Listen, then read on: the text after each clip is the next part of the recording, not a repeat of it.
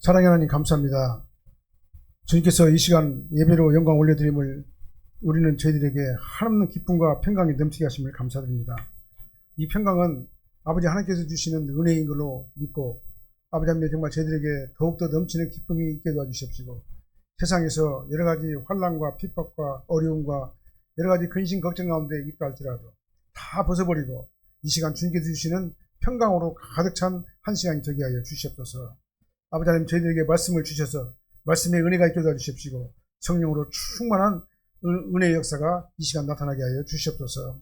예수님 이름으로 축복하며 기도합나이다. 아멘. 우리 다 진사하시겠습니다. 오직 예수님밖에 없습니다. 다시 한번 하겠습니다. 오직 예수님밖에 없습니다. 아멘. 감사합니다. 지금은 사순절 기간입니다. 사순절 기간은 예수님께서 우리의 만민의 죄를 제속하기 위해서 십자가에 못 박혀 죽으시기 전에 고난을 받으시는 그 기간이에요. 그 기간이 바로 사순절 기간이죠. 그래서 우리 이 기간 동안에 예수님의 말씀을 묵상하면서 예수님께서 가신 그 발자취를 따라서 우리가 묵상하면서 그 은혜를 생각하는 그런 귀한 기간이 바로 사순절 기간인 줄 믿습니다. 이 기간 동안 저희들은 정말 경건한 마음으로 아버지 하나님을 바라보고 은혜 가운데 거하는 시간이 되시기를 예수님으로 축원합니다. 오늘 본 말씀은 그래서 세례 요한의 세례를 받으신 예수님에 대한 그 말씀이에요. 성자 하나님이신 예수님께서 피조물인 인간에게 세례를 받으셨어요. 이게 지금 현재 오늘 본문 말씀의 전부예요. 예수님께서는 인간의 죄를 대신 짊어지시고 우리 대신 온전한 희생제물을 드리시려고 세상 죄를 짊어지신 사건, 이게 바로 예수님께서 받으신 세례 사건이에요. 이 세례는 어떤 의미가 있냐면요, 만민의 죄를 예수님에게 다 옮겨가지고 예수님이 그걸 짊어지시고 희생제물로 드리셔가지고 모든 만민의 죄를 대속하는 사건, 이게 바로 뭐냐면 예수님께서 세례받는 그 사건이 바로 그런 사건이에요. 만민의 죄를 짊어지시는 그 사건이에요. 그래서 이 세례 사건은 삼위일체 하나님의 경륜이 그대로 나타나는 아주 명확하게 드러나는 결정적인 이러한 장면이 바로 오늘 본문의 말씀인 겁니다. 예수님께서는 하나님이시잖아요. 성자 하나님이시잖아요. 성자 하나님이 왜 인간의 육신을 입고 이 땅에 오셨어요? 예수님은 죄가 없으시기 때문에 세례를 받으실 필요가 없어요. 요한이 주는 세례는 뭐냐면 회개의 세례입니다. 그런데 회개가 필요 없으신 예수님이지만은 모든 의를 이루기 위해서 스스로 죄인들의 줄에 서서 세례를 받으셨다라고 성경은 그렇게 말씀하고 있어요. 여기서 모든 의는 뭐냐면 율법에 요구하는 의, 그 다음에 성경의 예언대로 구속 언약을 완성하시는 선지자들의 그 예언을 그대로 집행하시는 그 의. 이 의를 갖다 이루기 위해서 예수님께서는 친히 세례를 받으신 거예요. 세례 요한에게. 그래서 예수님께서 세례받고 기도하실 때 오늘 본문에 보니까 하늘문이 열렸다고 했어요. 하늘이 열리고 성령이 비둘기 같은 형체로 강림하시고 성부 하나님께서는 너는 내 사랑하는 아들이다. 내가 너를 기뻐하노라. 이 말씀을 그 자리에서 하셨어요. 이게 바로 뭐냐면 아주 놀라운 경이로운 현상이에요. 그래서 이 삼위일체 하나님의 사역이라는 것이 이 세례 사건에서 나타나고 있습니다. 요한복음 3장 16절 말씀 한번 읽어보게요. 하나님이 세상을 이처럼 사랑하사 독생자를 주셨으니 이는 그를 믿는 자마다 멸망하지 않고 영생을 얻게 하려 함이라. 하나님께서 세상을 이처럼 사랑하사, 세상은 코스모스라고 한다는데요. 이 코스모스는 이 우주라는 말도 있지만은 우주 안에 있는 우리 인간들을 얘기하는 거예요. 사람을 얘기하는 거예요. 그래서 세상을 이처럼 사랑하사, 그 말은 뭔 말이냐면 하나님께서 사람을 이처럼 사랑하사 그 말하고 같은 동의예요. 그래서 하나님께서 우리를 이처럼 사랑해 주셔가지고 구속 언약을 이루기 위해서 독생자를 이 땅에 보내신 거예요. 그래서 성자 예수님께서는 이 구속 언약을 이루시기 위해 가지고 육신을 입고 이 땅에 오셔가지고 흠없는 희생제물이 되시고 만민의 죄를 대속하신 사건이에요. 사셨어요. 그래서 삼일체 하나님의 사이란 말은 뭔 말이냐면요, 이 모든 것들이 다 삼일체 하나님의 공동사이라는 얘기인데요, 성부 하나님께서 성자 예수님과 성령 하나님 안에서 구속 언약을 계획하시고 그 계획된 구속 언약을 성자 예수님이 성부 하나님과 성령 하나님 안에서 완성하시고 그 완성된 구속 언약을 성령 하나님이 이제 각 사람에게 적용하시는데요. 성부와 성자 안에서 성령 하나님이 각 사람에게 적용하시는 거예요. 그래서 모든 사역은, 하나님께서 하시는 모든 사역은 삼위일체 하나님의 사역이다 그 말이에요. 그래서 성경은 로마서 8장 11절 말씀 한번 읽어볼까요? 로마서 8장 11절. 예수를 죽은 자 가운데서 살리신 이의 영이 너희 안에 거하시면 그리스도 예수를 죽은 자 가운데서 살리신 이가 너희 안에 거하시는 그의 영으로 말미암아 너희를 죽을 몸도 살리시리라. 네, 성령이 우리의 죽을 몸을 살리시는데요. 성령이 내 안에 거하시게 되면요, 내가 변화를 받아요. 네, 성령께서 나를 내 안에 들어오시게 되면요, 이제 성경 말씀이 믿어져요. 안 믿을래 안 믿을 수가 없어요. 믿어져요. 우리 인간의 이성으로는 못 믿어요. 믿을 수가 없어요. 근데 성령께서 내 안에 들어오셔가지고 나를 감동하시고 나를 지배하시게 되면요, 나를 거듭나게 했으면 이제는 성경 말씀이 꿀과 꿀송이보다도 더 하나님의 말씀으로 우리가 믿어지게 되는 거다 그 말이죠. 내 영이 살아나는 거예요. 우리 영이 살아나는 방법은 어떤 방법이 있느냐? 내 인간의 의지나 내 노력으로 되는 게 아니라 성령께서 내 안에 들어오셔가지고 나를 지배하셔야 할 때 그때 가능하다 그 말이죠. 그래서 이 예수님께서 요단강가에서 죄인들과 함께 세례를 받으신 사건은요, 하나님의 작정과 섭리와 은혜가 역사 속에 나타난 공적 계시의 현장이 바로 오늘 본문의 사건이에요. 그래서 오늘은 이제 본 말씀 중심으로 세례 받으신 예수님이라는 말씀으로 제목으로 말씀을 선포할 때, 저와 여러분들 많은 은혜 받으시길 바랍니다. 예수님께서는요, 백성들과 죄인들과 함께 세례를 받으셨어요. 21절 상반절 한번 읽어볼게요. 백성이 다 세례를 받으세 예수도 세례를 받으시고. 성자 하나님이신 예수님께서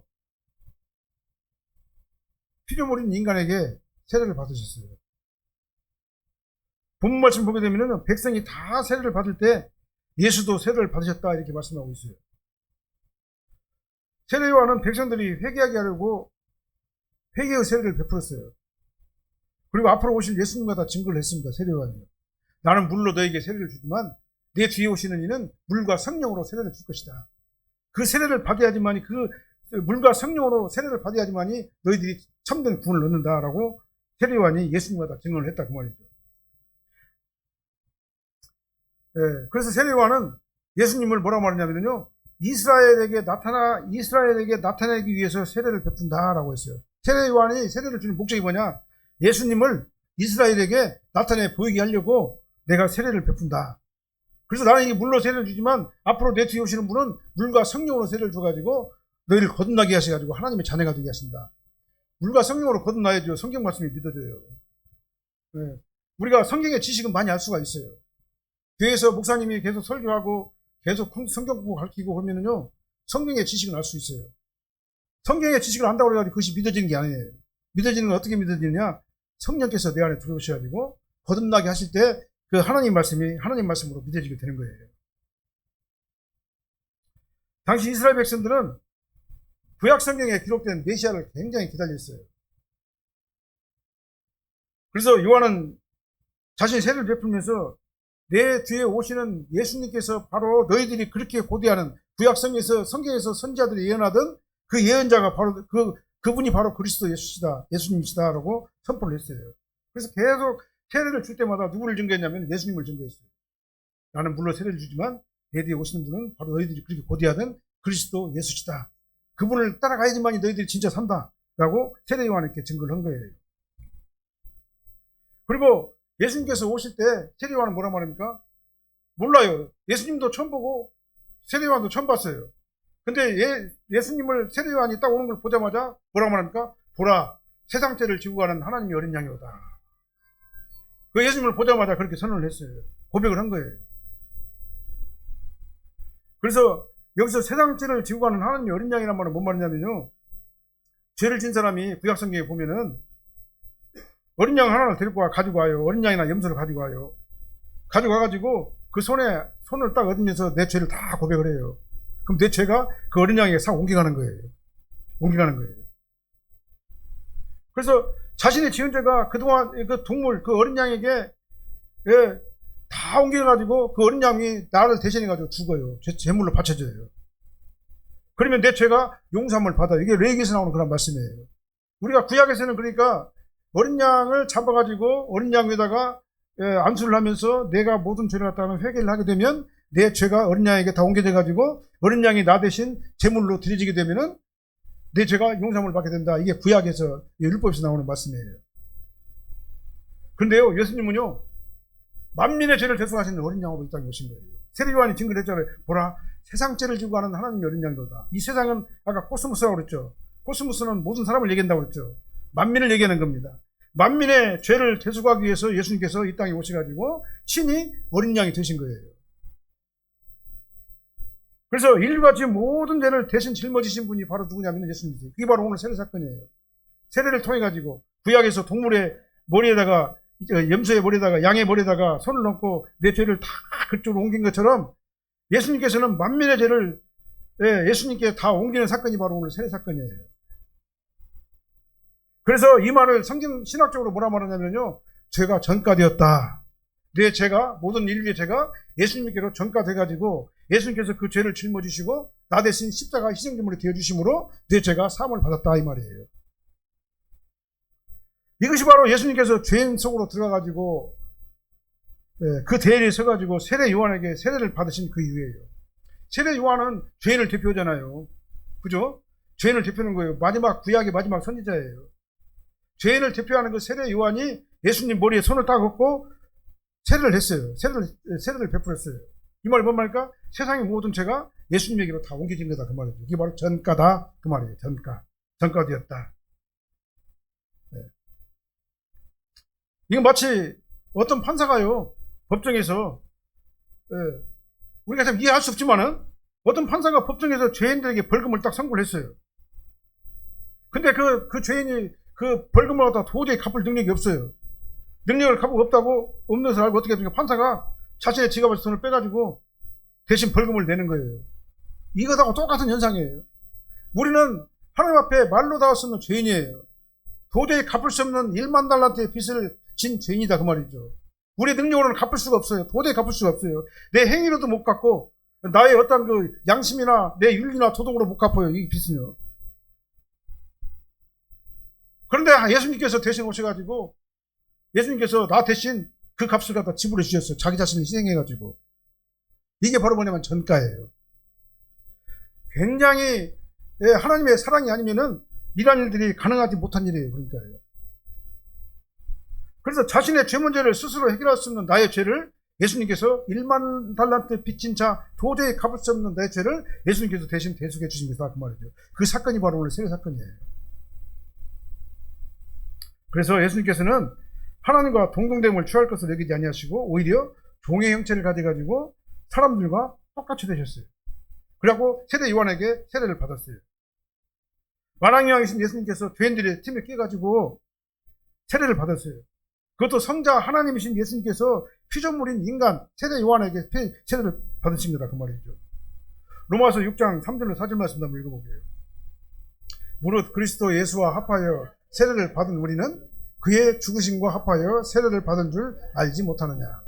그러므로 우리가 그의 죽으심과 합하여 세례를 받음으로 그와 함께 장사되었나니 이는 아버지의 영광으로 말미암아 그리스도를 죽은 자 가운데서 살리신 것 같이 우리로 또한 새 생명 가운데서 행하게 하려 함이라. 조화님들이 세례 받은 것은요, 물론 의식이에요. 세례를 받고 난 다음에 물과 성령으로 다시 거듭나는 역사가 성령께서 우리를 통해서 해주는 거예요. 그러나 그럼에도 불구하고 우리가 받은 세례는요, 너무나도 귀한 거예요. 왜 귀한 겁니까? 우리가 세례를 받다는 얘기는 당신은 이제 하나님의 자녀라고 하는 그 의식, 그런 게 입교인이 되는 것이기 때문에 가장 중요한 거다, 그 말이죠. 그리고 하나님께서는 어느 땐가는 모르지만은요, 우리 마음속에 들어오셔가지고 내 심령을 확 뒤집어놔 버려요. 거듭나게 만들어요. 그래가지고 이제 진짜 내가 하나님의 교인으로, 하나님의 자녀로 우리를 갖다 삼아주시는 거예요. 예수님의 세례는 그러니까 우리가 받는 세례의 원인인 겁니다. 그리스도와 함께 나의 옛사람은 죽었어요. 장사 지냈어요. 나의 죄는 다 장사 지냈어요. 그리고 예수님과 함께 다시 살아난 거예요. 그것이 바로 새 생명인 겁니다. 구원받은 성도의 모습이에요. 오직 예수님 안에서 새로운 피조물이 된 겁니다. 그래서 우리는 이제 성령께서 내 안에 계셔가지고 성령의 인도함을 받는 아주 존귀한 존재가 저와 여러분들이 된 거예요. 그래서 신학자 칼빈은 뭐라고 말했냐면은 그리스도께서 세례를 받으신 것은 우리를 대신하여 죽음에 이르는 길의 첫 걸음이다. 오늘 세례요한의 세례 사건은요, 만민의 죄를 제소하시는 그 구속 언약의 첫 걸음이다. 그러니까 예수님의 세례 사건이 없이는 안 되는 거예요. 그 세례 사건을 시작으로 해가지고 예수님께서 고난을 다 받으시고 나 대신 예수님께서 십자가 보혈의 피를 흘려주시고 그 다음에 우리의 모든 죄를 대속하시다 그 말이죠. 우리는 이 구원의 은혜에 감사해야 됩니다. 우리는요, 우리 인간 스스로는요, 완벽하게 죄를 갖다가 뉘우칠 수가 없어요. 죄 문제를 해결할 수가 없어요. 우리는요. 왜 그냥 예수 믿고 구원 받았어도 죄 짓잖아요. 조아님들 예수 믿고 구원 받았으면은 화장실도 안 가고 그냥 아주 거룩한 옛날 그랬잖아요. 내가 어떻게 강의 시간에 얘기를 했는데 우리가 어렸을 적에는요, 목사님들은 화장실도 안 가는 줄 알았어요. 아주 그냥 그렇게 건강하고 막 거룩한 그런 분인 줄 알았어요. 근데 내가 목사가 되고 나니까 나도 연약한 인간에 불과해요. 똑같아요. 우리 성도님들이나 저나 똑같다 그 말이죠. 넘어지고 실수하고 넘어지고 깜짝 놀라가지고 바로 일어나가지고 회개하고 다 똑같은 우리 성경을 가진 인간이죠. 그리고 우리 인간들은요, 누구라도 완벽할 수가 아무도 없는 거예요. 이렇게 부족한 우리 죄인, 내 스스로 죄 문제를 해결할 수 있는 죄인이기 때문에 예수님께서, 죄가 없으신 예수님께서 내 모든 죄 문제를 해결해 주신 거예요. 도저히 갚을 수 없는 빚을 예수님께서 대신 갚아주신 거다 그 말이죠. 그게 바로 그 시작이 바로 뭐냐? 예수님의 세례 사건인 거예요. 그 다음 두 번째로 예수님께서 세례를 받으실 적에 하늘이 열리고 성령이 임하셨다고 말씀하고 있습니다. 21절 하반절 한번 보시게요. 자, 기도하실 때 하늘이 열리며 22절 상반절 성령이 비둘기 같은 형체로 그 위에 강림하시더니, 예수님께서 세례를 받으시고 기도하실 적에 하늘문이 열렸어요. 그 다음에 성령께서 강림하셨습니다. 이건 뭡니까? 삼위일체 하나님의 공동 사역이란 얘기예요. 예수님의 세례 사건은요, 예수님 혼자만의 사역이 아닌 거예요. 하나님께서 하늘문을 열리고 성령이 비둘기같이 임하시고 예수님은 세례를 받으신 거예요. 삼위일체 하나님의 사역이다 그 말이죠. 이 본문에서 예수님께서 세례를 받을 적에 삼위일체 하나님이 동시에 그리고 가시적으로 역사적인 현장에서 나타나신 사건이에요. 아주 영광스러운 경이로운 장면이 바로 이 역사적인 세례 요한의 세례 사건에서 이렇게 나온 거예요. 그래서 예수님께서 삼위일체 하나님이 동시에 한자리에 가시적으로 역사 시간에 나타나신 것은요, 특별한 이유가 있는 겁니다. 예수님의 세례가 첫 번째로 예수님의 공생애를 시작하는 공식적인 선언, 공표라고 이렇게 말씀을 드릴 수가 있어요. 예수님의 세례 사건이. 그래서 예수님의 세례 사건을 기점으로 해가지고 예수님의 공식적인 메시아의 사역이 시작이 된 것이다 그 말이에요. 우리가 왕이 즉위할 적에 구약에서 보면요, 왕이 즉위를 할 적에 백성들 앞에서 막 선포를 하잖아요. 이와 마찬가지예요. 삼위 하나님께서 동시에 강림하셔가지고 예수님께서 바로 구약에서 예언한 바로 그 메시아 왕이다라는 것을 선언하신 사건이 바로 세례 사건이에요. 너무나도 중요한 사건입니다. 그러니까요. 구약에서 왕이나 제사장이나 선지자가 직분을 받을 적에 머리에 기름을 바르잖아요. 메시아라는 자 자체가 뭔 말입니까? 그리스도라는 자 자체가요, 기름 부음 받은 자라는 얘기잖아요. 그래서 예수님께서는요, 이 기름 부음을 받으심으로 인해 가지고 공식적으로 만왕의 왕의 메시아의 직분을 시작하셨다 이 말인 것입니다. 그래서 하늘문이 열리고 성령이 비둘기같이 임하시고 예수님께서 그 자리에 계셔가지고 만왕의 왕이 되는 그 선포가 이루어진 거다 그 말이에요. 역사적인 사건입니다. 왜? 세례 요한의 세례 사건은 역사적인 사건이에요. 그래서 이사야 선지자는 이렇게 말해요. 이사야서 61장 1절 말씀을 보게요. 이사야서 61장 1절 읽어보게요. 주 여호와의 영이 내게 내리셨으니 이는 여호와께서 내게 기름을 부으사 가난한 자에게 아름다운 소식을 전하게 하려 하심이라. 나를 보내사 마음이 상한 자를 고치며 포로된 자에게 자유를, 갇힌 자에게 노임을 선포하며. 이사야 선지자가 이렇게 예수님 탄생 600년, 800년 전에 이사야 선지자가 예수 그리스도에 대해서 이렇게 예언을 했어요. 예수님께서 기름 부음을 받으실 적에 성령께서 오셔가지고 기름을 부으셨어요. 그리고 메시아의 사역이 그때부터 시작이 됐습니다. 메시아의 사역은요, 뭐냐면은 먼저 가난한 자에게 아름다운 소식을 전하게 하는 것이 메시아의 사역이잖아요. 이사야 선지자가 예언한 대로 보면요, 가난한 자에게 아름다운 소식을 전하는 것이 메시아의 사역인데, 여기서 가난한 자가 누굽니까? 영적 파산자를 얘기하는 겁니다. 도저히 내 자신의 스스로의 힘으로서는 갚을 수 없는 오펠레스. 예.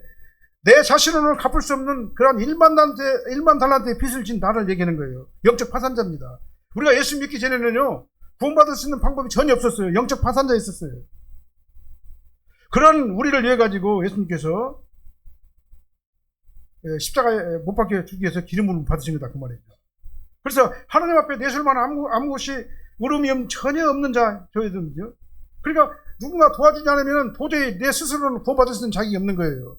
그래서 우리는 이미 죽었던 자였다 그랬습니다. 내가 강단에서 설교할 때 계속 설교하지만요, 무덤에 한번 가보세요. 거기 죽은 자들이 많이 있잖아요. 근데 눈 하나를 깜빡할 수 있어요. 손가락 하나를 들 수가 있어요. 목소리로 음성을 내가 낼 수 있어요. 아무것도 못해요. 그래서 공동산에 가면 조용합니다. 그냥 너무나 조용해가지고 막 너무나 음산해요. 막 바람 소리 막 슌슌 나고 그래요. 그렇다고 해서 그가 할 수 있는 건 아무것도 없는 겁니다. 우리의 영적 상태가 바로 이 파산 상태다 그 말이에요. 예수 믿기 전에 우리의 상태가요.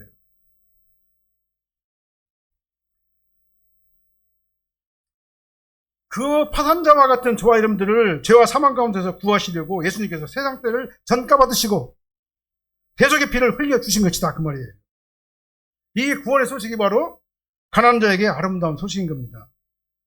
저와 여러분들은요, 내 스스로 죄 문제 해결할 수 없습니다. 세상의 윤리와 도덕으로 아무리 깨끗하고 고상하게 살아도요, 죄는 여전히 남아있어요.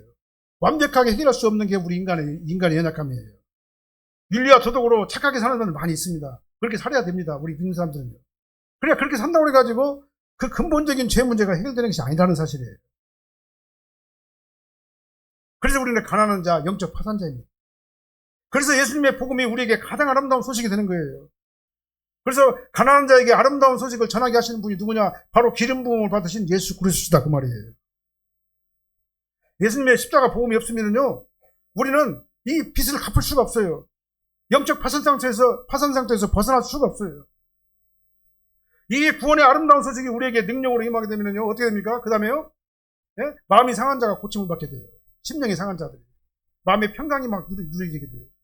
예. 하나님의 평강이 나를 지배하기 때문에요, 세상에 어떤 고난이나 힘든 것이나 어려운 환난이나 고통이라 할지라도 두려움이 없어요. 왜 그냥 하나님께서 나의 마음속을 치료하시고 상처를 치유하시기 때문에 그래요. 포로된 자가 자유롭게 돼요. 옛날에는 내가 죄의 포로에 얽매가지고 세상 죄, 세상 정욕, 세상의 진리를 끌려다니면서 세상 일만 하다가 정말 그냥 건강도 해치고 마음도 해치고 모든 것들이 다 어려워지는 그런 환경을 만나게 됐잖아요. 근데 예수님께서 내 안에 오셔가지고 아름다운 소식이 내 안에 전달되면요, 이제 어떻게 됩니까? 죄의 사슬에서 딱 묶게 되게 돼요. 죄의 포로에서. 자유롭게 되는 것입니다. 자유롭게 되는 거예요. 그래서 우리가 예수님을 믿어야 되는 겁니다. 예수님을 믿어야 진정한 평강과 자유가 있는 거예요. 세상의 방법 가지고는 우리는요, 힘들어서 못 살아요.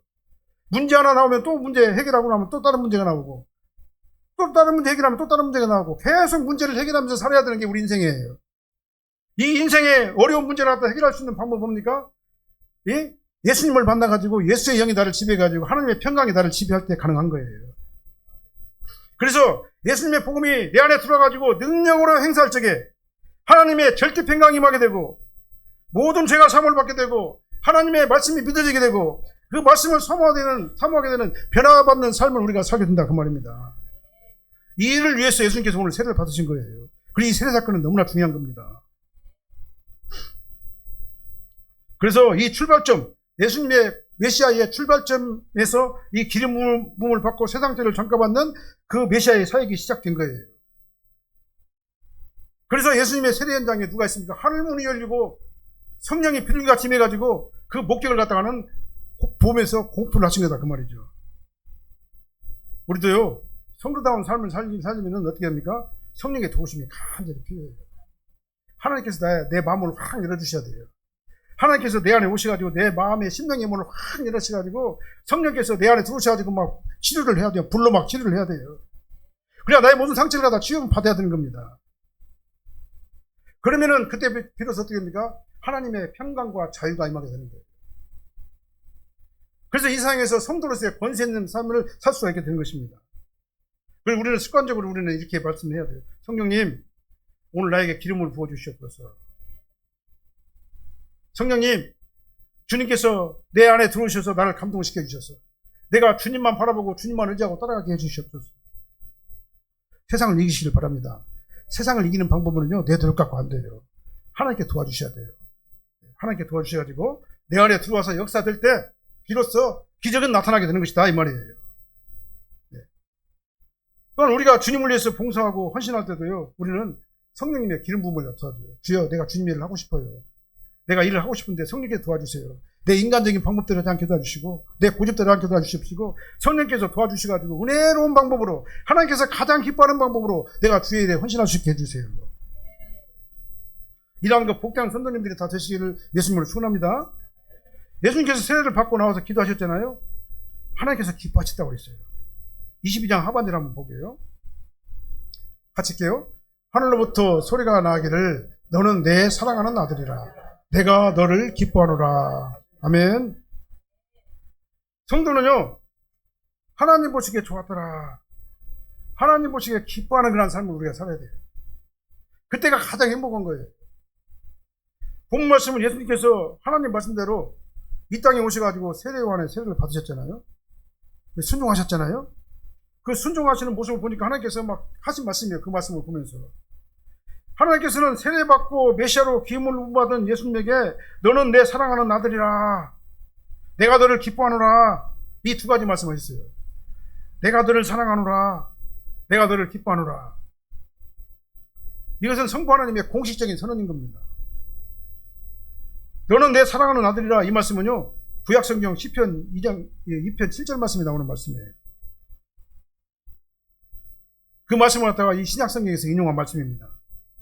이 구약성경의 시편 2장 7절 말씀은요, 2편 7절 말씀은 왕의 주기식을 찬양하는 그 시예요. 왕의 주기식 때 찬양하는 시가 바로 2장 7절 말씀이에요.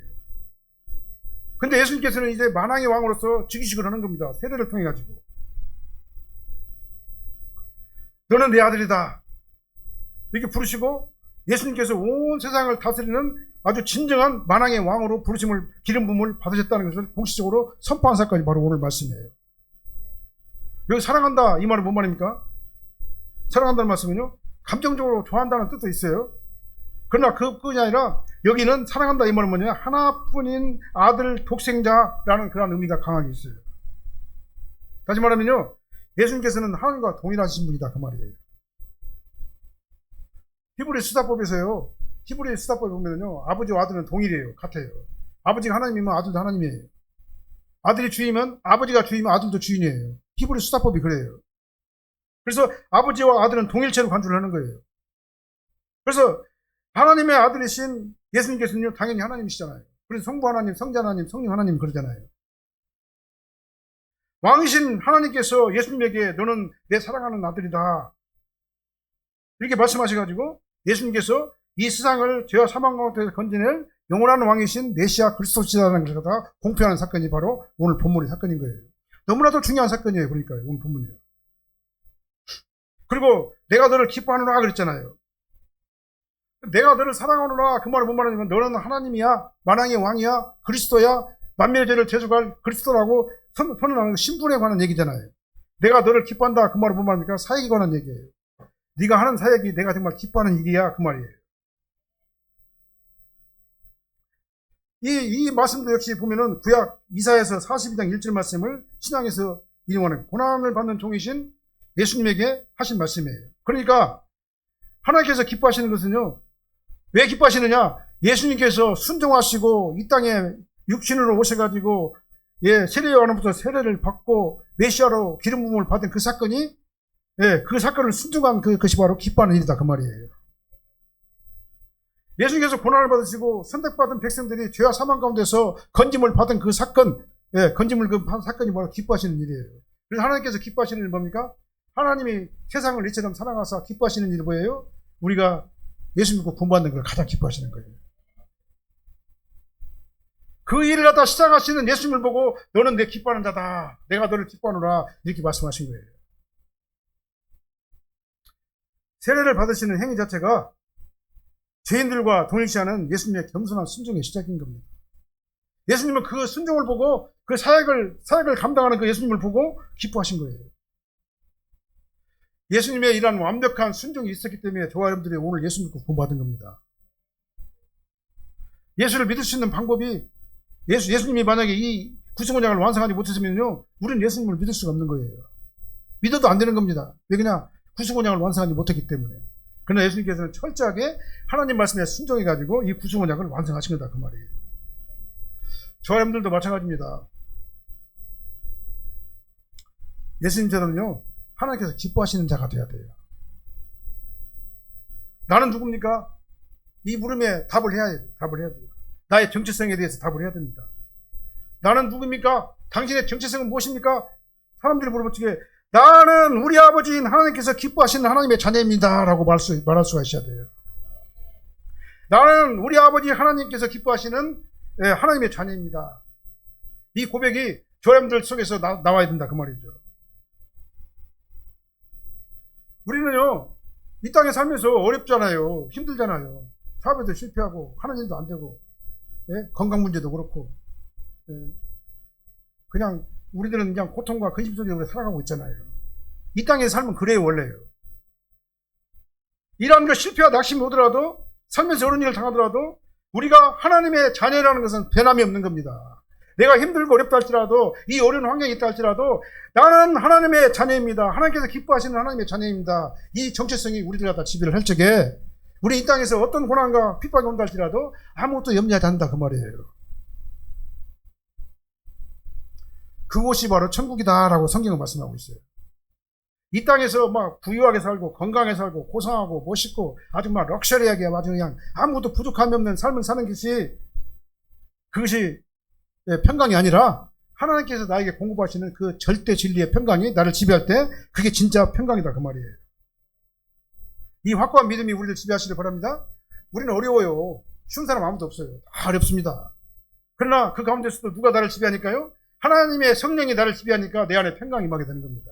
이 평강을 소유할 적에 사마리아 우물가에 있는 그 여인처럼 이 우물을, 예수님께 주시는 그 우물을 마실 적에 하나님의 평강이 임하게 되는 거다 그 말이에요. 세상의 물은 아무리 마셔도 갈급해요. 그러나 예수님께 주시는 그 성령의 물은요, 갈급함이 사라지는 영원한 평강이 우리를 지배하게 되는 거다 그 말이죠. 우리는요, 이 정체성을 회복해야 될 줄로 믿습니다.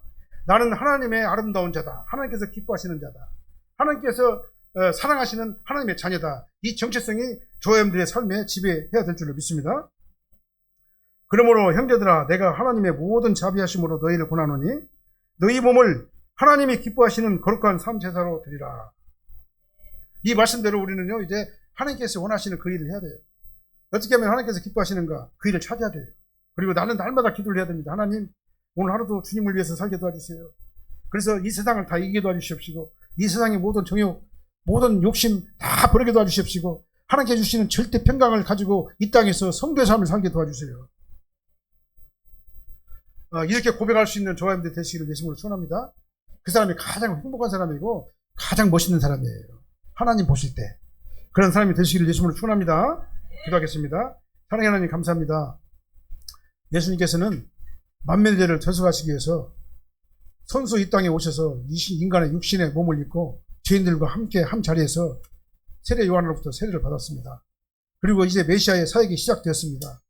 아버지 하나님, 이 메시아의 사역은 도저히 갚을 수 없는 영적 파산자인 저들을 살려내시기 위해서, 죄와 사망 가운데서 건져내시기 위해서 예수께서 친히 만민의 죄를 대속하시는 그 아름다운 사건의 시작이 오늘 세례 사건인 것을 다시 한번 깨닫습니다.